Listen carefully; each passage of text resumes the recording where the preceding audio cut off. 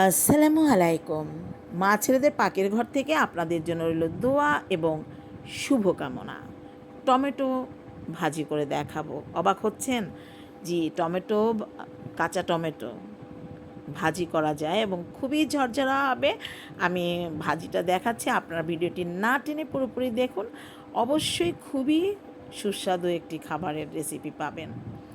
পেঁয়াজ কুচি নিয়েছি, তার 1/4 রসুন কুচি, চিংড়ি মাছ দিয়ে হালকা ব্রাউন কালার করে ভেজে নিয়ে এর মধ্যে কাঁচামরিচ এবং টমেটো কুচি দিয়ে দিয়েছি।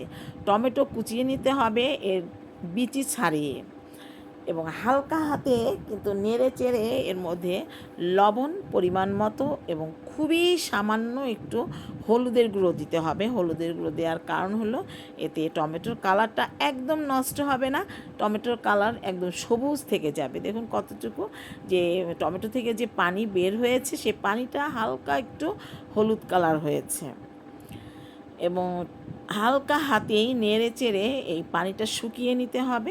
পানিটা শুকিয়ে আসলে তখন চুলোর একদম লো আঁচে ঢাকনা দিয়ে টমেটো একটু সিদ্ধ করে নিতে হবে, এবং এই সিদ্ধ করার ফাঁকে ফাঁকে কিন্তু ঢাকনা তুলে চেক করতে হবে যে গলে না যায়, এবং হালকা সিদ্ধ হলেই কিন্তু ঢাকনা তুলে ফেলতে হবে। জি, আমি এখন ঢাকনা দিয়ে দিব, কিন্তু তার আগে আমি আপনাদের কাছে একটা রিকোয়েস্ট করছি যে আমি খুব আশা নিয়ে কিন্তু পেজ খুলেছিলাম। এখন আমি মনিটাইজেশন পাওয়ার পরে, যখন আমার পেজের মনিটাইজেশন পেয়ে গিয়েছে, ঠিক তারপরে কিন্তু এর রিচ এত কমে গিয়েছে যে আমি 200-300-তে আটকে যাচ্ছে। খুবই আশাহত আমি।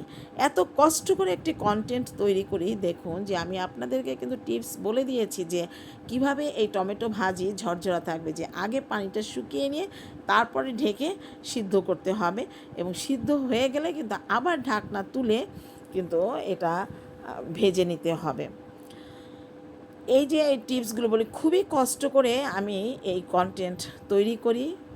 আপনাদের কিন্তু জাস্ট একটু কমেন্টস করা, একটু শেয়ার দেয়া এবং একটু লাইক দেয়া, এটুকু কিন্তু আপনাদের কোনো ক্ষতি নেই, কিন্তু আমার কিন্তু অনেক বড় লাভ।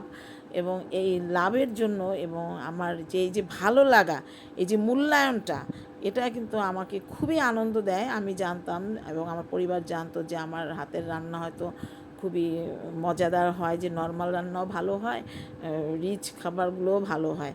এই কারণেই খুব আশা নিয়েই আমি কিন্তু এই পেজ খুলেছিলাম। এখন আপনাদের সহযোগিতা না থাকলে হয়তো আমার পেজ বন্ধ করে দিতে হবে।